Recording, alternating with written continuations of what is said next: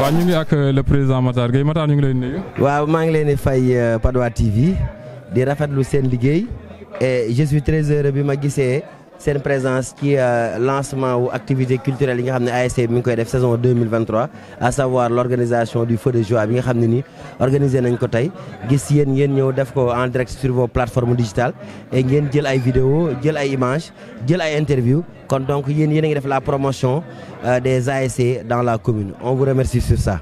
ñu toog 4 ans dégguñu Soprim ci zone bi la ma waral lool.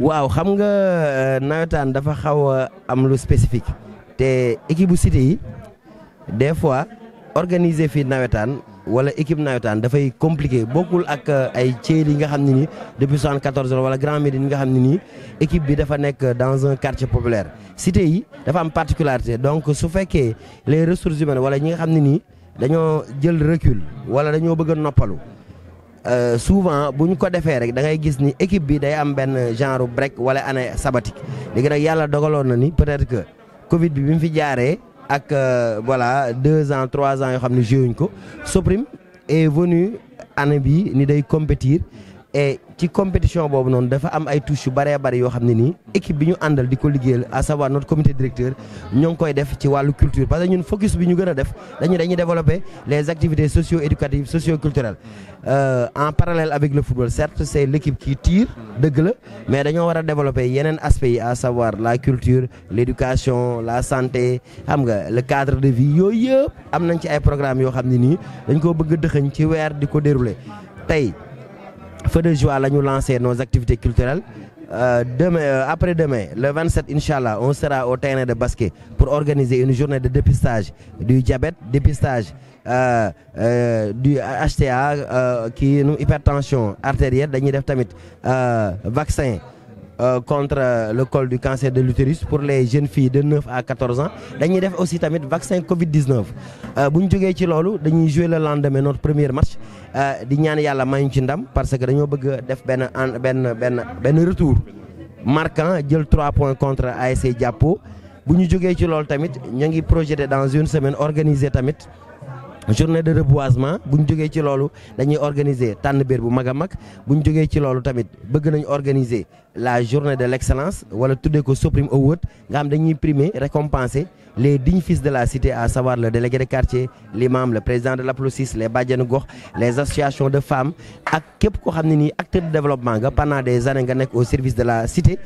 ASC bi dafay am une journée tuddee ko Supreme Award récompenser les meilleurs élèves yi nga xam ne ni ñoo nekk ci école yi, école privée yi, école publique yi am d'excellentes notes wala ñu am ay mentions ci examen yi yooyu tamit dañ leen a bëgg a delloo njukkal rendre leen hommage de leur vivant. indi ngeen innovation bu bees parce que ASC dañ ko xamoon rek ci nawetaan mu seen activité yëpp football ñu fàtte côté culture bi côté donc li ngeen indi am na solo trop mais ñu yëg ni aussi Supreme mu ngi féetee 30 ans li yëpp ci programme 30 ans yi la bokk.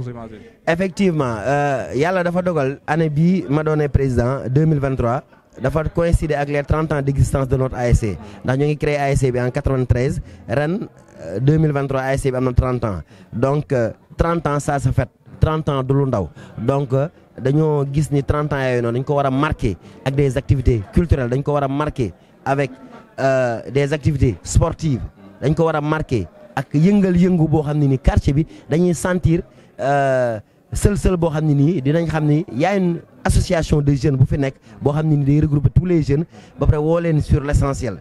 Dañuy bëgg tamit def reboisement bëgg nañ def journée de désensablement journée de set setal ak yeneen lépp loo xam ne nii rek mën na attirer population bi autour de l'essentiel. ASC Supreme est disponible pour le faire pour marquer ces 30 ans d'existence. waaw li ko waral mooy dañoo toog 4 ans joué wuñ nawetaan léegi ñu bëgg a déclarer suñu cité moo tax ñuy def feu de joie bi nga xam ne cité bi ñëppay ñëw xam nga ñu booloo ñëpp xamante ku gën a dekkaliwaat cité bi quoi waaw. gën a defarwaat cité bi comme ni nga waxee Supreme toog 4 ans yoo xamante ni nii joué wul nawetaan ren mu ñëwaat bëgg a marqué empreinte waaw léegi ngeen yan mooy seen programme ren ci. waaw programme bi nag moom bëri na feu de joie bi nga gis nii suba incha allah ñu ngi war a def dépistage pour diabète xam nga ñu am tension affaire yooyu noonu bu mag yi quoi. am na ay randonnée pédestre ak ay tànn bër affaire yooyu noonu juste pour déclarer koñ bi rek. waaw loolu moo ci kii bi quoi moo ci avantage bi. ñu gisoon nawetaan ci football rek la yam yéen ngeen innover leneen. waaw ñun dañoo jël nag affaire bi nag basé wuñ ko juste ci nawetaan bi mais juste que dañoo bëgg Supreme soqaliwaat xam nga ñu xam ne Supreme si zone bi la bokk quoi waaw. lan mooy sa message boo xam ne moom ngay lancer waa Supreme. waaw di woo ñëpp gars yi jàpp si xam nga ñu soqaliwaat suñu cité. gën ko defar ba fu ñu ko doon séntu mu kawe fa incha allah waaw. ñu ngi lay nuyu. ñoo ngi lay fay. tur bi. Papis yow yaay lan ci ASC. man maay président supporter yi. comme son supporter bu mel ne supporter yi tey yéen a ngi seen échauffement bu mag di waajal. waaw di waajal bu baax a baax kay. ban message ngay woote en l'emploi des supporters. non supporter dama lay woo message bi ñu ñëw jàppandoo xàccandoo dóorandoo mbooloo mooy doole. mais ñun demuñu pour violence. ñoo dem pour jëli coupe bi. waaw loolu moo ñu tax a jóg quoi soo gisee feu de joie bi du dara rek pour booloo ñëpp la quoi ñëpp doonandoo benn xàccandoo dóorandoo si dem bi mun a développer waaw. ngeen organiser feu de joie bi supporters yëpp génn ngeen am seen première match lundi supporters yi nan lañ koy waajee. supporters ñun ñoo koy waaj bu baax a baax rek yàlla moo yore ndam nag mais yàlla nañu yàlla may ndaw waaw. waaw football yamul kese ci terrain supporters tamit am na rôle bu am solo buñ ciy jouer. waaw supporters yi moom ngeen fas yéene gunge seen équipe bi ren surtout mu toog 4 ans yoo xamante ni nit ñi fàtte woon nañ ko léegi nan ngeen mën a defaat ba regrouper waat supporters yëpp ñu. waaw loolu moo waral ñuy def nii pour gars yi xam ne Supreme dekkiwaat na waaw. kon lundi mu mel ne dinañ gis beneen Supreme. waaw beneen Supreme ngay gis. waaw 4 ans yi toog nii tamit mu raw ñu dañ koy dabiwaat waaw incha allah. Papis kon sa kàddu gu mujj. sama kàddu bu mujj daal mooy ñun demuñu pour violence. ñu dañoo dem pour jëli ndam bi xool suñu projet match nu muy demee waaw ñun coupe bi moo ñu ñor quoi mais du leneen waaw. ban message ngay lancer joueurs yi.